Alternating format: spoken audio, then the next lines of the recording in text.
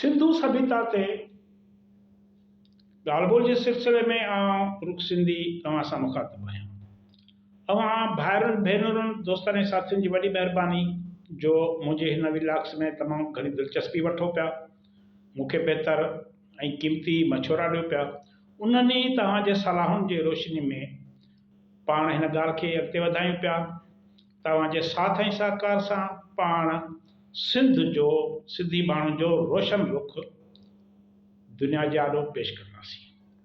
असल में छा आहे त सिंधु माथिरी जे तहज़ीब बाबति तमामु घणियूं बदगुमानियूं, कूड़ ऐं बेबुनियाद तस्वर जोड़े माण्हुनि जे अॻियां आंदा विया आहिनि।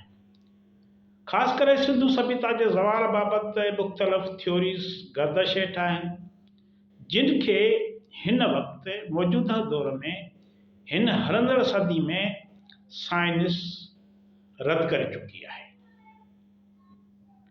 तव्हांखे मां ॿुधाईंदो हलां त सिंधु सभ्यता जा शहर मुख़्तलिफ़ ज़माननि में वरी वरी आबाद थियल था ॾिसजनि, छो जो कुदरती आफ़तुनि ख़ासि करे सिंधु ऐं हाकड़ो जे नदी में ऐं ॿियनि नदियुनि में ॿोॾियुनि या झझुनि बरसातुनि पवणु या वरी चौमासे जूं बरसातूं घटिजी वञनि ऐं बरसाती नदियूं सुकी वञनि या वरी उन्हनि जा वहिकरा तब्दील थियण सबबि शहर मुतासिर थींदा हुया, तबाह थी वेंदा हुआ, माण्हू उतां लॾे वेंदा हुआ, ॿियनि हंधि वञी आबादियूं क़ाइमु कंदा हुआ। वरी जॾहिं हालतूं मामूल ते ईंदियूं हुयूं त माण्हू वापसि अची पंहिंजा झुॻा ॿीहर जोड़ींदा हुआ। हू डठल शहरनि जे दड़नि खे समत में आणे उते नवां शहर तइमीर कंदा हुआ। ईअं केतिरनि ई उथलुनि पुथलुनि करे हिक ॿिए जे मथां शहर ॿधबा रहिया ऐं इहे ज़मीन जे सतह खां मथे थींदा रहिया। मुंहं जो दड़ो, चांहूं जो दड़ो, हड़ापा, आमरी ऐं कोटड़िजी वग़ैरह मां इन्हनि क़दीम आसारनि मां इन्हनि शहरनि मां हिक ॿिए हेठां मुख़्तलिफ़ ज़माननि जा शहर मिलिया आहिनि। आमरी जे खोटराई मां मालूम थियो आहे त हिते हिक ॿिए जे मथां 4 शहर दफ़न थियल आहिनि, जिन मां पहिरियां 2 तह ॻोठाणी सक़ाफ़त सां तालुक़ रखनि था। बाक़ी मथियनि 2 तहनि मां हिकु तह मोहनजोदड़ो जी शहरी तहज़ीब जे दौर सां वास्तो रखे थो। बाक़ी बिल्कुलु मथियों तह झांगर तमदन जे दौर सां जेको आहे वास्तो रखंदड़ आहे। कोटड़ी जी आमरी खां पोइ जे दौर जो हिकिड़ो रहायशी शहर आहे, रहायशी बस्ती आहे, जेका पिणु केतिरा ई भेरा बर्बाद ऐं आबाद थींदी रही। हिते हिक ॿिए मथां 11 शहर दफ़न थियल आहिनि, जेके मुख़्तलिफ़ ज़माननि सां लाॻापो रखनि था। हिन बस्ती जा अवाइली तह शहरी रियासत जे बुनियाद पवण खां अॻु ॻोठाणी सक़ाफ़त सां तालुक़ रखंदा आहिनि ऐं बाक़ी मथियां तह मशहूरु सिंधु तहज़ीब जे शहरी तमदुन सां वास्तो रखंदड़ आहिनि। तव्हां शहरी तमदुन खे archaeologist mature Indus valley civilisation जो मैच्योर फेज़ कोठनि था। अहिड़ी तरह सां मोहनजोदड़ो में हिक ॿिए जे मथां 7 शहर लधारिया आहिनि। आबकलाणीअ में सिंधु नदीअ जी ॿोॾ ऐं चौमासे में जबलनि तां पाणीअ जे छुरनि लहण सबबि ही शहर हिकु भेरो जेकॾहिं ज़बून था थियनि त पाणीअ जे लहण बदि माण्हुनि कुझु अरसे बदि उते नवां शहर ते ॿधा, नवां शहर ते अॾिया। ईअं शहरनि मथां शहर वधाऊं, जिन मां अञा ताईं 7 शहरनि जो पतो पियो आहे, सिर्फ़ु मोहनजोदड़े मां। इन्हनि 7 तहनि हेठां पाणी निकितो आहे। क़दीम आसारनि जे माहिरनि मूजिबि पाणीअ हेठां पिणु अॾावतुनि जा आसार मिलनि था। जेकॾहिं मोहनजोदड़े में मथे चढ़ी आयल सिम जे पाणीअ जी कंहिं तरीक़े सां सतह घटि कजे त कुझु वधीक तह मिली सघनि था। मोहनजोदड़ो जी खोटराई कंदड़ सरजान मार्शल खोटराई दौरान लंडन जे हिकु अख़बार में लिखियो त असां हेल ताईं खोटराईअ में हिक ॿिए पुठियां 9 शहरनि जा खंडर साॻी माल ऐं मिटीअ जे तहनि हेठां लधा आहिनि। हड़ापा ऐं मोहनजोदड़े में ॿोॾ अचण जा आसार मिलिया आहिनि। इन करे कुझु माहिर इन राय जा बि आहिनि त हिन सभ्यता जे अहम शहरनि जी बर्बादीअ जो सबबु हिकु वॾी ॿोॾ बि हुई। क़दीम आसारनि ऐं जाग्राफी जो माहिर माणिक पिथावाला सिंधु नदीअ में ॿोॾियुनि बाबति लिखियो आहे त सभ खां अवल सिंधु माथर के रहवासियुनि हिन वसी ऐं अणझल नदी यानी सिंधु नदी के निज़ाम के समझण जूं कोशिशूं कयूं ऐं मौसमी ॿोॾुनि खां बचण लाइ उपाउ वरिता। इन सिलसिले में हिननि बंद तइमीर कया ऐं पैमाइशूं कयूं त पाणी खे किथे किथे कीअं रोकिजे। सिंधु तहज़ीब जे पोइतेपण बाबति आर्कियोलॉजी माहिरनि कुझु वधीक साबितियूं हथ कयूं आहिनि। जियो साइंस टेक्नोलॉजी जे मदद सां तहक़ीक़ मां साबित थियो आहे त माहौलियाती तब्दीली सिंधु सभ्यता जे तबाहीअ जो अहम सबबु हुई। वुड्स होल ओशनग्राफिक इंस्टीट्यूशंस जे आर्कियोलॉजी जे माहिर लियू ग्यूसान मूजिब 4000 साल अॻु मौसमी तब्दीलियूं सिंधु सभ्यता जे ज़वाल जो सबबु बणियूं। 10 लख स्क्वायर किलोमीटरनि ते फैलियल सिंधु सभ्यता अरबी समुंड खां गंगा नदी के किनारनि ते किनारनि ताईं फैलियल हुई, जेका क़दीम ज़मान जे मिस्र ऐं इराक जे तहज़ीबुनि खां बि वधीक वॾी शहरी तमदन तौरु साम्हूं आई। यूनिवर्सिटी कॉलेज लंडन जे आर्कियोलॉजिस्ट डोरियन फ्यूलर बि लियो गैसान सां गॾु इन तहक़ीक़ में हिसो वरितो ऐं हिन बि इन ॻाल्हि जी ताईद कई त बरसातुनि जे घटिजी वञण सबबु ही अज़ीम तहज़ीब ज़वाल तरफ़ वधण लॻी। इन ई नज़रिए जी यूनिवर्सिटी ऑफ एबरडीन जे स्कूल ऑफ जियो साइंस जे आर्कियोलॉजी माहिर पीटर डी क्लिफ्ट भी कई आहे। माहिरनि सिंधु सभ्यता जे दरियाई माथिरियुनि मां खोटराई बैदि अहिड़ा सबूत हथ कया आहिनि जिन मां ज़ाहिर थियो त मानसून जे बरसातुनि जे घटिजी वञण सबबु हिन खिते में पोखीराई घटिजी वई। वॾा शहर पंहिंजो वजूद बरक़रार रखी न सघिया। ॿियो वरी हिमालय जे जबलनि मां वहिकरनि में लाथ सबबु दरियाहनि में पाणी घटिजण लॻो, जंहिं करे दरियाहनि मां निकिरंदड़ वहिकरा सोकड़े जो शिकार थी अॻिते हली बंदि थिया, जंहिं सबबु हिन उरूज ते पहुतल तहज़ीब जा ख़ालिक फितरत अॻियां शिकस्त खाइण ते मजबूर थिया। हिननि मजबूर थी ओभर तरफ़ गंगा नदी जे माथिरे ॾांहुं रद पनाह कई। माना मौसमी तब्दीलियुनि सबबु सिंधु माथिरे जा माण्हू गंगा नदी जे माथिरे वारे पासे वञी आबाद थिया। मौसमी तब्दीलियुनि उहो ई हो त हिकु तरफ़ वॾियूं ॿोॾियूं पियूं अचनि, ॿिए तरफ़ सोकड़ हो। हिकिड़ा शहर वॾनि ॿोॾियुनि सबबु तबाह थिया, ॿिया वरी सोकड़ जे सबबु, दरियाई वहिकरा बंदि थियण सबबु, पाणीअ जा वहिकरा बंदि थियण सबबु। वुड्स होल ओशनोग्राफिक इंस्टीट्यूशन जे हिकु जियोलॉजिस्ट लियो गैसान ऐं संदसि साथियुनि 2003 खां 2008 ताईं पाकिस्तान में अरबी समुंड जे किनारे समेत थर ऐं पंजाब सूबे में क़दीम दौर जे नदियुनि ख़ासि करे सरसूती हाकड़ो जे वहिकरनि वारे लंघ ते क़दीम आसारनि जी जांच कई। इन्हनि माहिरनि जी टीम में अमेरिका, बरतानिया, पाकिस्तान, इंडिया ऐं रोमानिया जा जियोलॉजी, जियोमॉर्फोलॉजी, आर्कियोलॉजी ऐं रियाज़ियात जा अर्थ टेक्नोलॉजी जा माहिर शामिल हुआ। माहिरनि जी इन टीम में सैटेलाइट ज़रिए सिंधु नदी समेत सरसूती हाकड़ो नदियुनि वारे इलाइक़े जी फोटोग्राफी कई। इन सां गॾोगॾु टोपोग्राफिक डेटा भी हासिल कई। हाणे मुख़्तलिफ़ हंध ते खोटरायूं करे मिट्टी जा नमूना भी हासिल किया विया।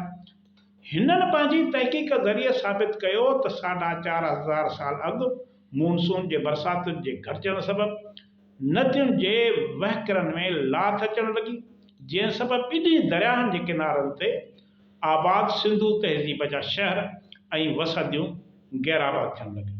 पाणीअ जे अनाट सबबु फसलुनि में घटिताई अचण लॻी, जंहिं सबबु खुराक जी खोट पैदा थियणु फितरी ॻाल्हि हुई। इहो ई सबबु आहे जो ही अज़ीम शहरी तमदन आहिस्ते आहिस्ते ज़वाल तरफ़ वधण लॻी ऐं शहरनि जो ओज ख़तमु थियण लॻो। इन वुड्स होल ओशनग्राफिक इंस्टीट्यूशन जे माहिरनि हाकड़ो नदीअ जे सुकी गुम थी वञण बाबति बि तहक़ीक़ कई। माहिरनि मूजिबि सरसूती जी हाकड़ो नदी सिंधु दरिया वांगुरु सिधो सऊं हिमालय जे जाबलू सिलसिले मां न निकिरंदी हुई, पर इहा सिंधु नदीअ जी हिकु शाख हुई जेका वधीक बरसातूं पवण सबबु वहंदी हुई। पर जॾहिं 3900 साल अॻु बरसातुनि जो ज़ोर टुटी पियो त सरस्वती हाकड़ो नदी बि पंहिंजो वजूद विञाए वेठी।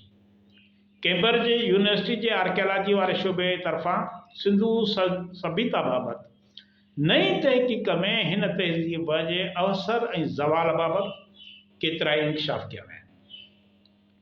कैम्ब्रिज यूनिवर्सिटी जे आर्कियोलॉजी शोबे जे प्रोफेसर डॉक्टर कैमरॉन पेट्राए, जियालॉजी शोबे जे प्रोफेसर डेविड होडेल, गेट्स जे माहिर डॉक्टर यामा डिक्शट, भारत जे हरियाणा वारे इलाइक़े में क़दीम कोटला ढंढ जे सुकी ठोठ थी वियल हिसनि मां आॻा टे दौर जे कोडनि ऐं सिपियुनि जा खोल गॾु कया। उन्हनि मंझि ऑक्सीजन आइसोटोप्स जो मुशाहिदो कयो, जंहिंमां हिननि इहो नतीजो कढियो त सिंधु सभ्यता जे ज़वाल जो सबबु माहौलियाती तब्दीलियूं हुयूं। बरसातुनि जे घटिपण ऐं पाणी जा ज़ख़ीरा सुकी या घटिजी वञण करे हिन तहज़ीब जो मरहलेवार ज़वाल शुरू थियो, छाकाणि त सिंधु सभ्यता जी वाध वीज जो सबबु पाणीअ जो वाफ़र मिक़दार में दस्तियाब हुजणु हो। डॉक्टर पेट्राए पंहिंजे मक़ाले में लिखे थो त 2000 क़बल मसीह में आबहवा में तब्दीली अचण करे सिंध जा वॾा शहर आहिस्ते आहिस्ते फिटण लॻा। बरसातूं घटि पवण ऐं पाणीअ जी खोट सबबु माण्हू लॾपलाण करण लॻा, जंहिं सबबु ही भरिया भाॻिया शहर गिराबाथी थी विया या गिराबा थींदा विया। उन वक़्तु सिंधु माथिरी जे आबहवा में कहिड़ी तब्दीली आई, इन बाबति वरी कैम्ब्रिज यूनिवर्सिटी जे आर्कियोलॉजी शोबे जे प्रोफेसर डॉक्टर कैमरॉन पेट्राए, जियालॉजी शोबे जे प्रोफेसर डेविड होडेल, गेट्स जे माहिर डॉक्टर यामा डिक्शट सुकी ठोठ थी वियल ढंढ जे अभ्यास बैदि ॿुधायो आहे त ग्लेशियर ते बर्फ़ ॻरण बैदि दरियाहनि में पाणीअ जी खोट थियण लॻी, जंहिं करे दरियाहनि बि पंहिंजा वहिकिरा तब्दील करे छॾिया। दरियाही पाणीअ जा वहिकिरा घटि थियनि ऐं उन सां गॾोगॾु बरसातूं घटि पवण सबबु सिंधु माथिरी जी ज़रायत ते नाकारी असर पिया। ज़रायत घटिजण करे सोकाणो वधियो, उन सबबु ॾुकार पिया, जेकी कई सदियूं हिन माथिरीअ जे बर्बादीअ जो सबबु बणिया। इन ॾुकार सबबु सिंधु सभ्यता जा वॾा वॾा शहर पंहिंजो ओज बरक़रार रखी न सघिया। ॿाहिरियनि हमलो कंदड़नि हथां सिंधु सभ्यता जे बर्बादी जो ख़्यालु डॉक्टर वेलर ऐं स्टुअर्ट पिगट क़ाइमु कयो, जंहिंजी अॻिते हली ॿियनि काफ़ी माहिरनि ऐं ख़ासि करे बरे सगीर जे माहिरनि नफ़ी कई, उनखे रद्द कयो, छाकाणि जो मोहन जो दड़ो ऐं हड़प्पा वारी तहज़ीब खां पोइ तहज़ीब जी इर्तिका रुकियल नज़र नथी अचे। हिंदुस्तान जे क़दीम आसारनि जे माहिर डॉक्टर फज़ल अहमद ख़ान आर्यन जे हमले वारे तस्वर खे कमज़ोर कयो, उनखे रद्द कयो। हड़प्पा ऐं मोहनजोदड़ो जी बर्बादीअ वारनि तहनि जे मथां झक्कर ऐं झांगर कल्चर जा तह मिलिया आहिनि। इन खां सवाइ बीकानेर जे इलाइक़े में बि केतिरनि ई हंधनि ते खोटराई थी आहे।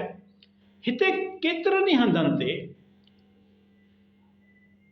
मथी सतह ते भूरे रंग जा बर्तन ऐं औज़ार मिलिया आहिनि, जिन जी तारीख़ मुहक़िक़नि 600 क़बल मसीह तजवीज़ कई आहे। माना इहे जेके शहर हुया 600 क़बल मसीह ताईं ईसवी सन खां 600 साल अॻु ताईं मौजूदु हुया। माना इहा तहज़ीब हले पई। भूरे रंग जी तहज़ीब जे तह हेठां ॿोॾि जे अंदरि मिटीअ जो हिकु मोटो तह आहे ऐं उन तह हेठां सिंधु सभ्यता जी बाक़ियात मिली आहे, जेका वरी हड़प्पा ऐं मोहनजोदड़े मां मिलियल बाक़ियात सां हिकु जहिड़ाई रखे थी। मोहनजोदड़े जे हेठे तह मां हिकु अहिड़ी मोहर मिली आहे जंहिं ते ॿोॾि जे अंदरि मिटीअ जो थुल्हो तह आहे। इन करे हिन सभ्यता जे शहरनि ऐं ख़ासि करे मोहनजोदड़े ऐं हड़प्पा जे बर्बादी जो सबबु हिकु वॾी ॿोॾि हुई। उन वॾी ॿोॾि बैदि ही तहज़ीब मुकमिल फना न थी, पर हुनजो तसलसल जारी रहियो, जंहिंजा आसार असांखे मोहनजोदड़ो वारी तहज़ीब बैदि झक्कर ऐं झांगर तमदुनि जे सूरत में मिलनि था। झक्कर जे क़दीम आसारनि जी खोटराई मां माहिरनि खे अहिड़ा आसार मिलिया आहिनि जेकी 1650 क़बल मसीह खां पोइ जे दौर जा आहिनि। झक्कर खां पोइ झांगारा तहज़ीब जे जारी रहण साबित थो करे त शहरी ज़िंदगी जारी रही। वॾियुनि ॿोॾियुनि बैदि माण्हुनि ॿीहर शहरी ज़िंदगीअ जो आगाज़ कयो। आबपाशी जो माहिर ऐं सिंध जो तमामु हिकिड़ो अहम मनाइतो तारीख़दान एम एस पंवर उहो बि चवे थो त हाणे इहो अॻियो नज़रियो रद्द थी चुको आहे त मुंहंनि जे दड़े हड़प्पा जे वॾनि ॻोॾनि में तबाहीअ बैदि तहज़ीब जो फीथो फिरणु रुकिजी वियो। हू चए तहज़ीब फीथो फिरणु रुकिजी न वियो पर उहो हलंदो रहियो, पोइ हुनजी रफ़्तार में घटि वधाई थी।